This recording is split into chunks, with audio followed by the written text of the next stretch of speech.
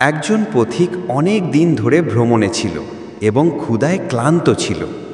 হঠাৎ তার চোখ পড়ল একটি আহত শিয়ালের উপর। শিয়ালের পেছনের দুটি পা ভেঙা ছিল। পথিকের মনে প্রশ্ন জাগল, এই বেচারা প্রাণীটি কিভাবে শিকার করে? সে অবাক হয়ে দাঁড়িয়েছিল। ঠিক তখনই সে দূর থেকে একটি সিংহকে আসতে দেখল। সিংহের মুখে তাজা শিকার ছিল। সে ধীরে ধীরে শিয়ালের কাছে এসে শিকারটিকে তার সামনে রাখল এবং তারপর ফিরে গেল। শিয়ালটি তৎক্ষণাৎ শিকারের উপর ঝাঁপিয়ে পড়ে আনন্দের সাথে পেট ভরে খেয়ে ফেলল।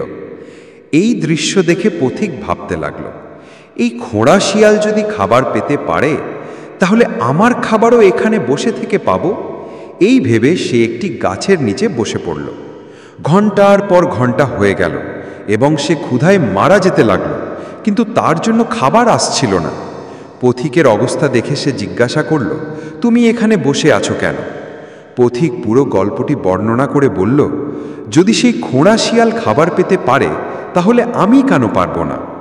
দরবেশ হেসে বলল, কারণ তোমার হাত পা অক্ষত, তবুও তুমি সিংহ নয়, শিয়াল হয়ে গিয়েছ।